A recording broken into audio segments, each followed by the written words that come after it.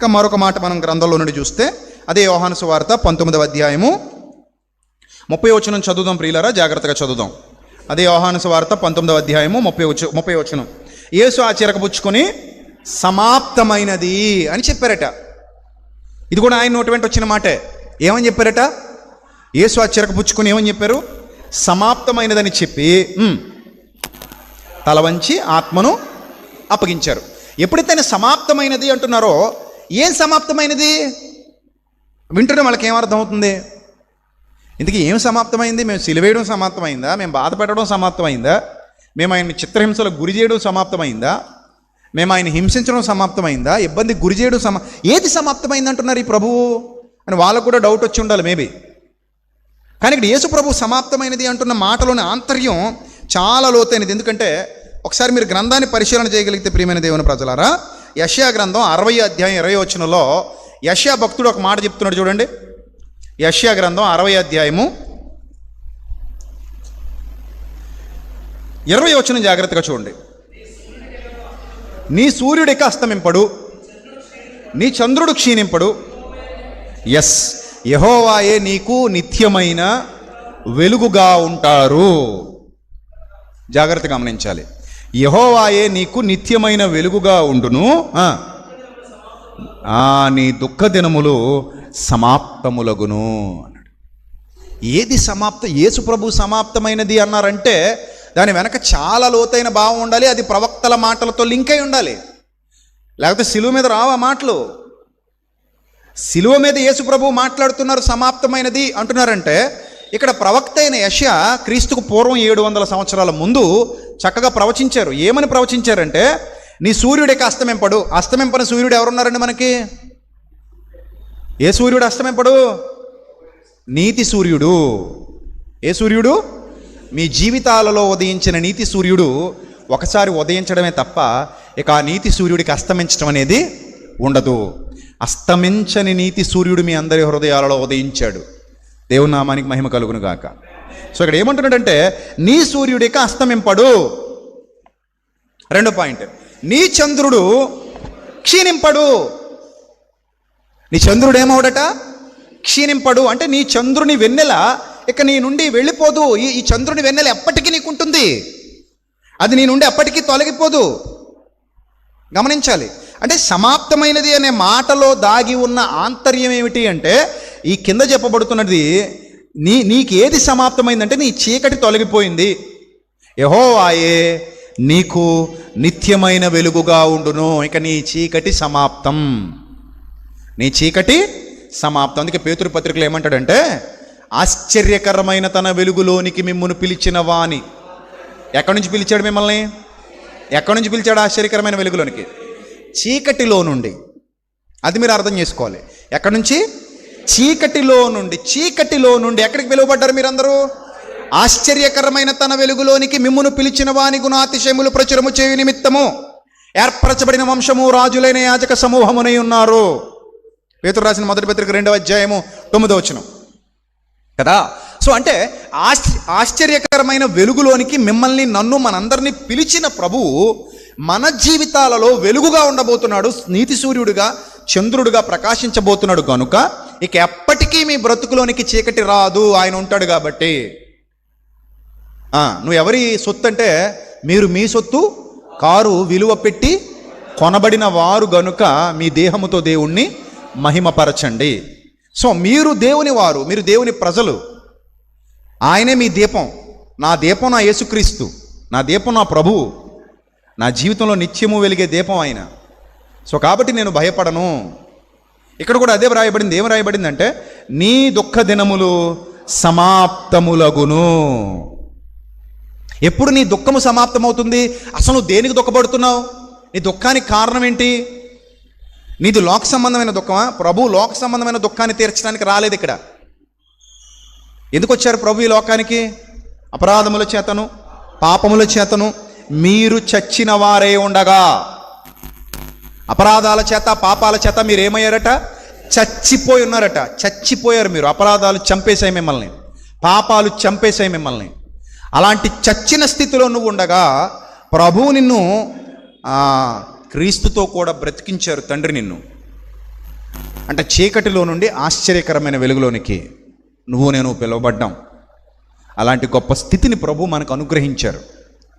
కాబట్టి ప్రియమైన దేవుని సంగమా, అలాంటి స్థితిలోనికి వచ్చిన మనకి నిత్యమైన వెలుగు, ఆ మాట అండర్లైన్ చేసుకోండి.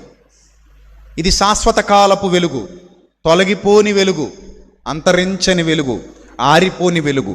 అందుకే దానికి పేరు ఏమని పెట్టబడింది? నిత్యమైన వెలుగు. ఏ వెలుగు? నిత్యమైన వెలుగు. చదవండి అక్కడ.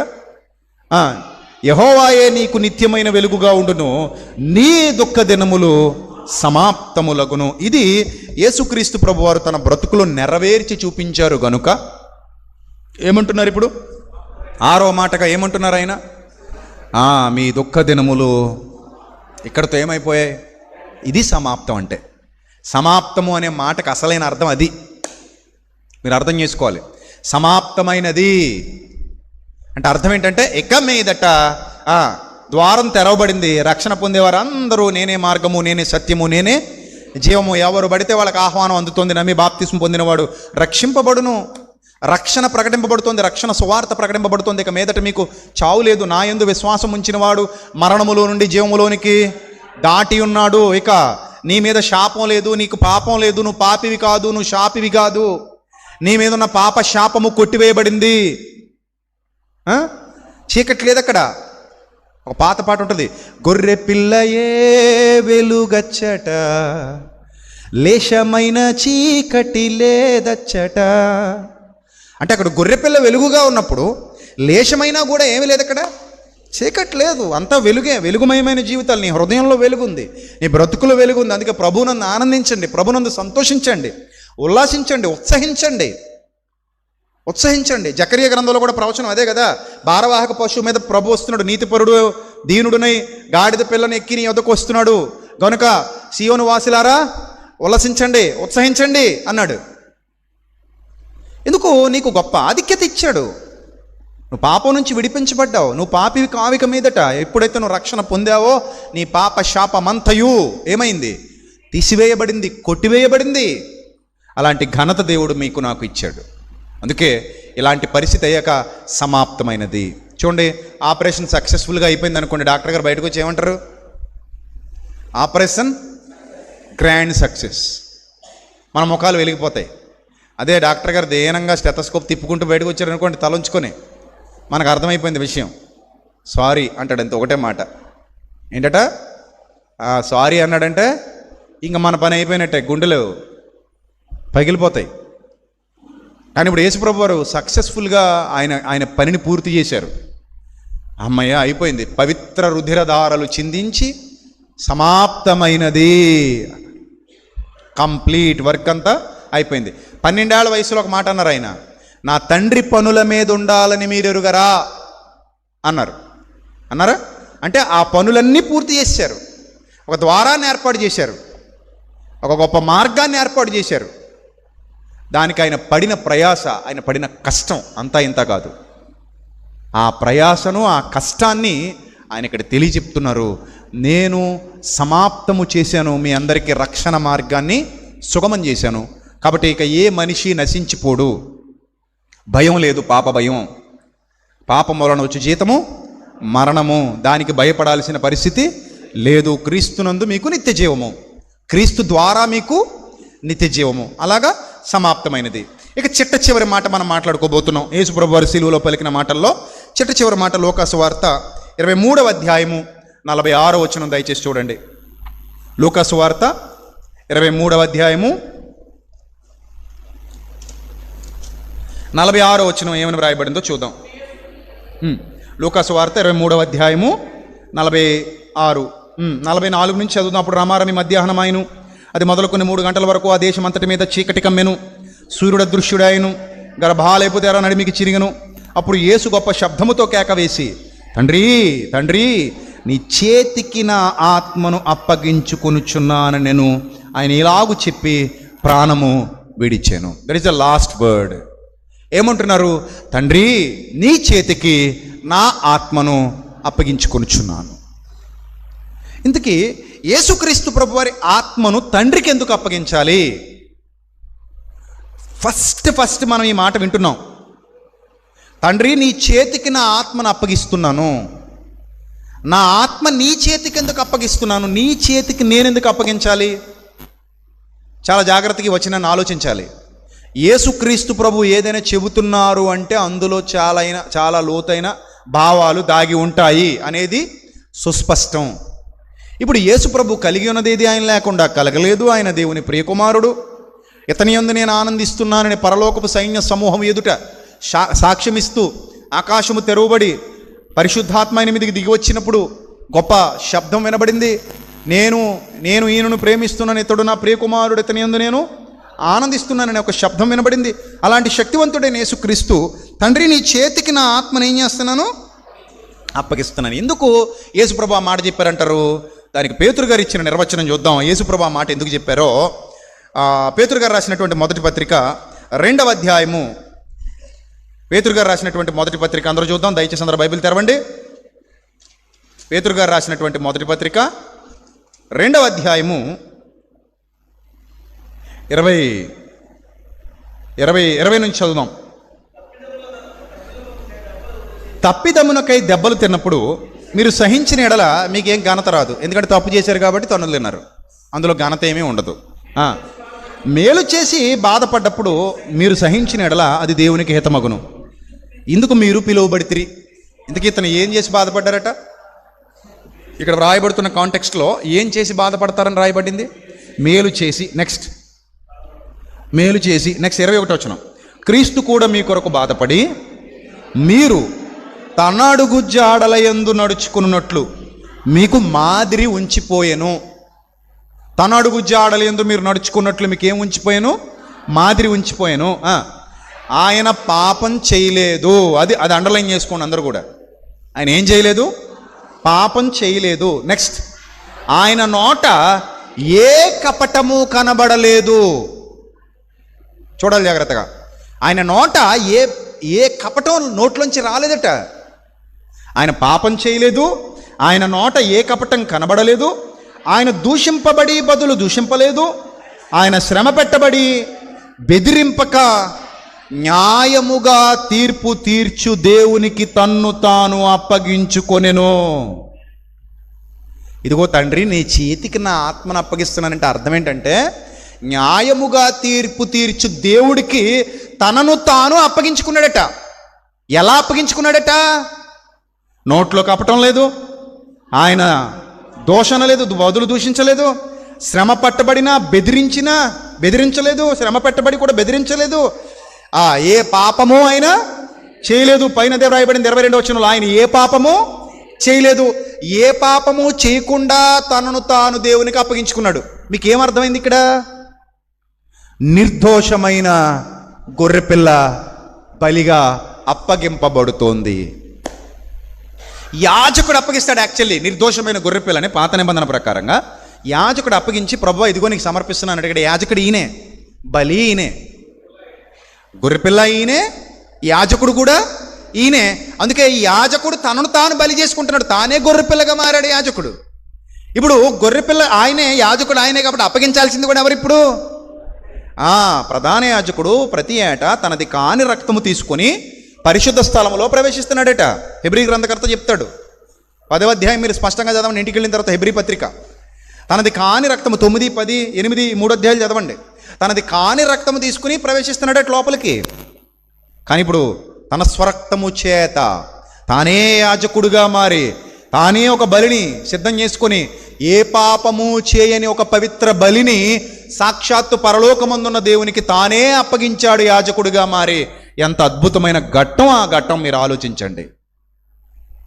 బలి తానే, బలి పశువు తానే, యాజకుడు బలిచ్చే యాజకుడు తానే. 2 కార్యాలు దిగ్విజయంగా పూర్తి చేసిన మహోన్నతుడు యేసుప్రభు తనను తానే బలిగా తండ్రికి సమర్పించుకున్నాడు. అందుకే అంటున్నాడు, తండ్రి నీ చేతికి నా ఆత్మను అప్పగిస్తున్నాను. ఎలా అప్పగిస్తున్నాను? పరిశుద్ధుడు, పవిత్రుడు, నిర్దోషి, నిష్కల్మషుడు, పాపులలో చేరక ప్రత్యేకముగా ఉన్నవాడు. అలాంటి ఒక పవిత్రమైన బలిని తండ్రికి సమర్పించాడు, అప్పగించాడు. ఇప్పుడు ఈ బలి ఏం చేస్తుంది? తండ్రి స్వీకరిస్తాడు. స్వీకరించిన తర్వాత ఏం జరగబోతోంది? సర్వమానవాళికి బలి రక్షణను సిద్ధం చేయబోతోంది. అందుకే తండ్రి, నీ చేతికి నా ఆత్మను అప్పగిస్తున్నాను. ఎంత మంచి మాట వ్రాయబడింది చూడండి అక్కడ. అదే ఆ తర్వాత ఏమంటాడంటే, మనము పాపముల విషయమై చనిపోయి నీతి విషయమై జీవించున్నట్లు ఆయన తానే తన శరీరమందు మన పాపములను మ్రాను మీద మోసుకొనెను. ఆ తర్వాత మాట మీరు అందరూ చదవండి. ఆయన పొందిన గాయముల చేత మీరు స్వస్థత నొందిరి. ఎంత అద్భుతమైన దేవుని వాక్యం. దేవుని నామానికి మహిమ కలుగునుగాక. ఆయన పొందిన గాయాల చేతట ఎవరు స్వస్థత పొందారట? మీరు అంటే పరిహారం నేను ప్రభువా, వారిని వదిలేయి ప్రభువా. పరిహారం ఎవరు? నేను, వారిని వదిలేయి. వీరందరి బదులుగా నేను ప్రాయశ్చిత్తం చేస్తున్నాను. సర్వమానవాళి పాప పరిహారార్థమై సర్వోన్నతుడైన దేవుని కుమారుడైన క్రీస్తు అడ్డుపడి ఆయనే బలియాగం చేసి నిన్ను నన్ను విడిపించారు ఆ పాపం నుంచి, శాపం నుంచి. ఆ పాప భారాన్ని, శాప భారాన్ని ఆయన మీద వేసుకున్నారు. నీ తప్పులకు ప్రతిగా ఆయన గాయాలు పొందారు. నీ పాపములకు ప్రతిగా ఆయన గాయాలు స్వీకరించారు. అవన్నీ కూడా తండ్రి యొద్దకు అప్పగింపబడ్డాయి. గనుక నీకు ఆయన అడ్డుగోడగా నిలబడ్డాడు కాబట్టి ఆయన ద్వారా నువ్వు స్వస్థత పొందుతున్నావు. ఆయన వలన నువ్వు స్వస్థత పొందుతున్నావు. స్వస్థత అనగానే శరీర గాయాలు అనుకోకండి. నీ శరీర గాయాలకు స్వస్థత కాదు ఇక్కడ. నీ మనసుకు పాపము చేసిన గాయాల నుండి, నీ ఆత్మకు పాపం చేసిన గాయాలన్నిటి నుండి కూడా ప్రభువు రక్తము చేత స్వస్థత లభిస్తోంది. అలాంటి స్వస్థత ప్రభు ద్వారా మనందరికీ అనుగ్రహింపబడి స్వస్థపరచబడిన వారమై ఆయన సన్నిధిలో, ఆయన ముఖకాంతిలో నిలబడుతున్నాం. ఆయన కృపాసనం వద్దకు ధైర్యంగా చేరుతున్నాం. అందుకే తండ్రి, నీ చేతికి నా ఆత్మను అప్పగించుకొనిచున్నాను. ఎఫెసీయులకు రాసిన పత్రిక 5వ అధ్యాయము 2వ వచనం. ఎఫెసీయులకు రాసిన పత్రిక 5వ అధ్యాయము 2వ వచనం చదవండి. క్రీస్తు మిమ్మల్ని ప్రేమించి, ఎవరిని ప్రేమించి? పాపాత్ములైన మిమ్మల్ని ప్రేమించి పరిమళ వాసనగా ఉండుటకు మన కొరకు తనను తాను దేవునికి అర్పణముగాను బలిగాను అప్పగించుకొనెను. అర్థమైందా? ఎందుకు అప్పగించుకున్నాడు ఆత్మని? నీ కోసం, నా కోసం రిజిస్టర్ అయింది అక్కడ. ప్రభా, వీళ్ళందరి కోసం నేను అప్పగించుకుంటున్నా, వీళ్ళందరి కోసం నేను బలిని ఇస్తున్నా, వీళ్ళందరి కోసం నేను నీ దగ్గరకు వస్తున్నా, నన్ను స్వీకరించు, వీళ్ళని విడిచిపెట్టు. అంతే ఇంకా దాని అర్థం అదే. ఈ పాప భారం అంతా నేను మోస్తున్నా, నన్ను స్వీకరించు, వీళ్ళందరినీ నిర్దోషులుగా విడిచిపెట్టు. అంతెందుకు, అబ్రహాము దగ్గర కూడా చట్టం కనబడద్ది. సొదొమ గొమొర్రాలను 10 మంది నీతిమంతులుంటే పట్టణానికి అంతటికి రక్షణ. 10 మంది నీతిమంతులు అడ్డుపడితే పట్టణానికి అంతటికి ఏమొచ్చేదట? రక్షణ వచ్చేదట. అది ఛాయగా అక్కడ చూపెట్టబడింది. ఇదిగో నిజస్వరూపంలో క్రీస్తు దగ్గర కనబడింది. తండ్రి, నా ఆత్మను నీ చేతికి అప్పగిస్తున్నాను, వీళ్ళందరినీ విడిచిపెట్టు, వీళ్ళందరినీ కనికరించు, వీళ్ళందరి ఎడలా కృప చూపించు, వీరందరికీ క్షమాభిక్ష ప్రసాదించు.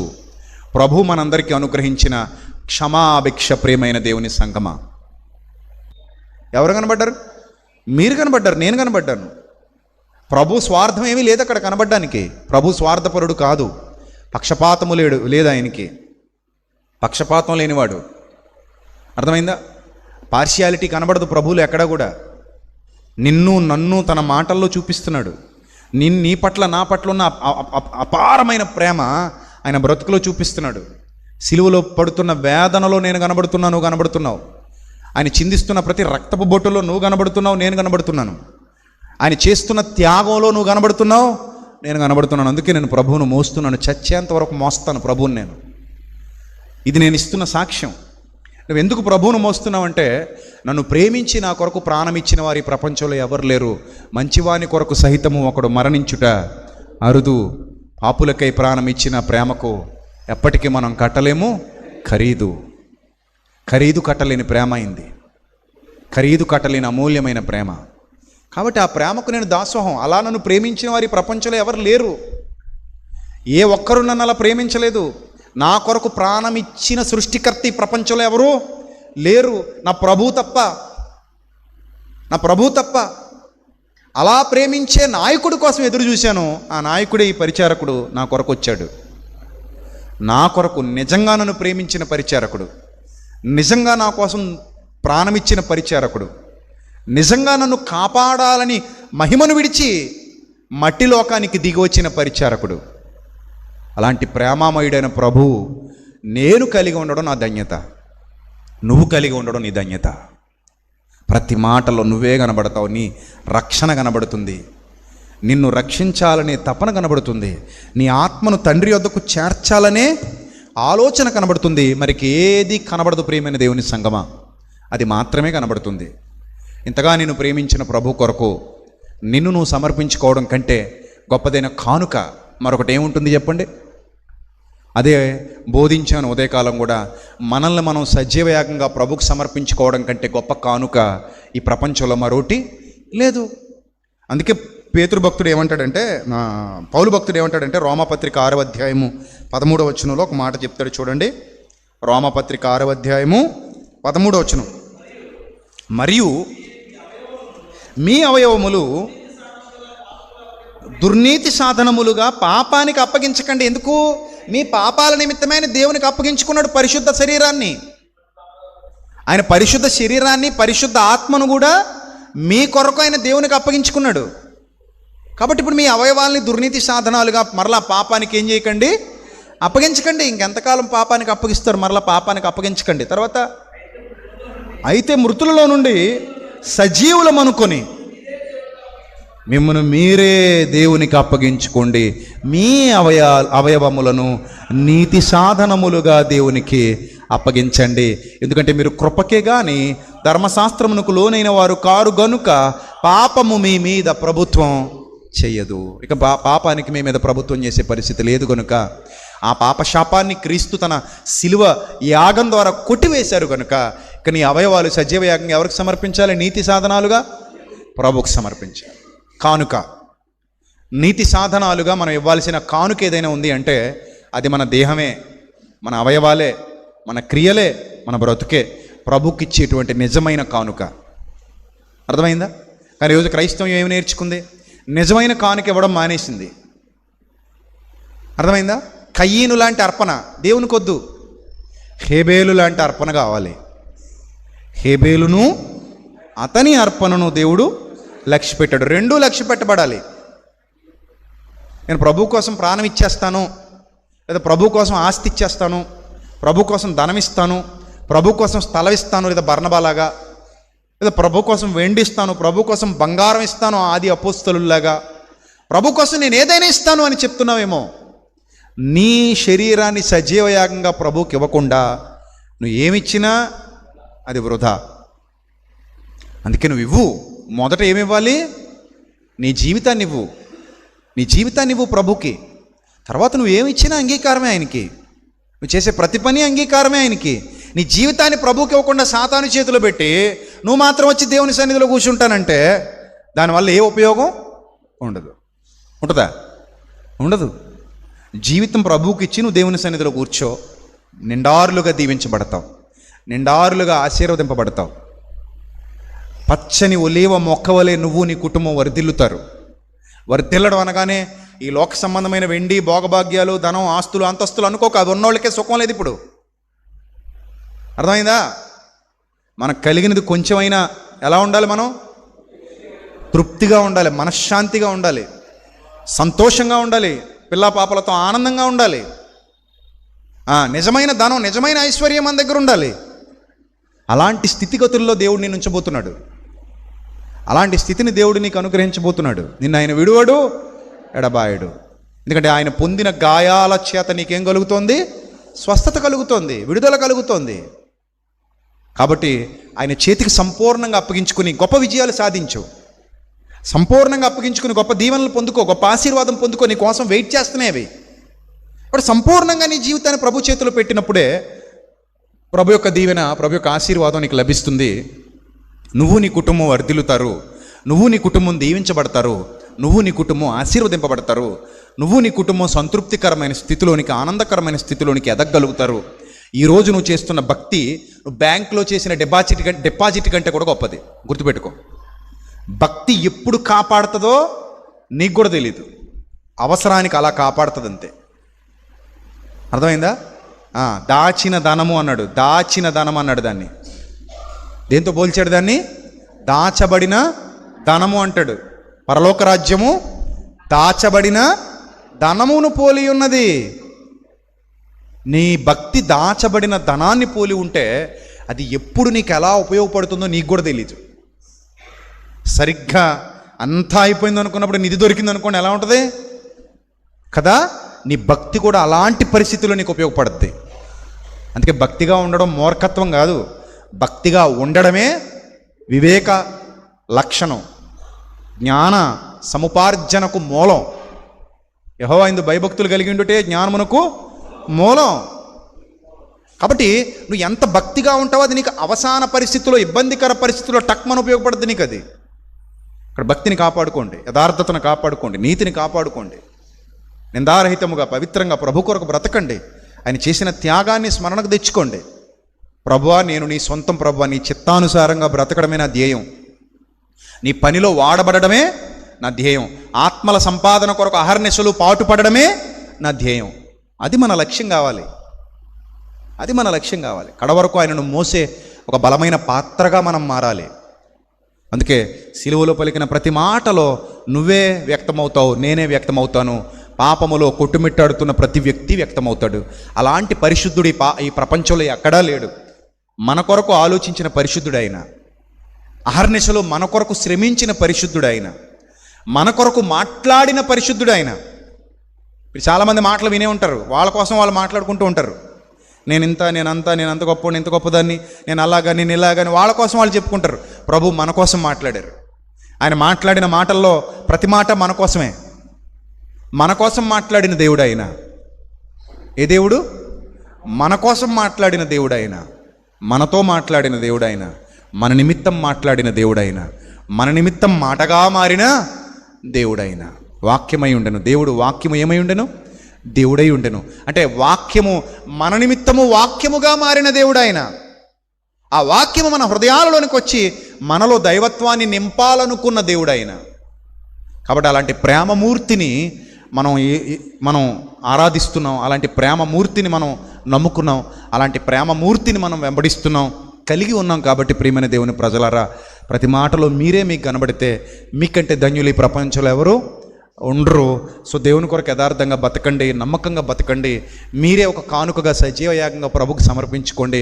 ఆయన పనిలో వాడబడండి, సహకారులుగా ఉండండి, నమ్మకస్తులుగా ఉండండి. మెండైన దీవెనలు ప్రభు మీ సొంతము చేయును గాక. తలలో వంచండి, ప్రార్థన చేసుకుందాం. సర్వశక్తుడా, సర్వోన్నతుడ, దయగల ప్రభు, కృపగల దేవ, మీ పవిత్ర నామానికి స్తుతులు, స్తోత్రాలు. కూడి వచ్చిన బిడ్డలందరినీ దీవించండి, ఆశీర్వదించండి, మీ కాపుదల బిడ్డలందరికీ అనుగ్రహించండి. మీ చిత్తం యొక్క సంపూర్ణతలోనికి నడిపించి ప్రతి కుటుంబాన్ని దీవించి ఆశీర్వదించమని, ప్రతి ఒక్కరికి సంపూర్ణ విడుదల, నిశ్చయత, రక్షణానందము, సంతోషము దయచేసి మీ మాటలోని మాధుర్యాన్ని గ్రహించగలిగే జీవితాన్ని అనుగ్రహించమని యేసుక్రీస్తు నామల్ని ప్రార్థన మనవులు సమర్పించి జవాబు పొందుకుంటున్నాం మా కన్న తండ్రి. ఆమెన్. అందరికీ వందనాలు. May Lord bless you all, love you all.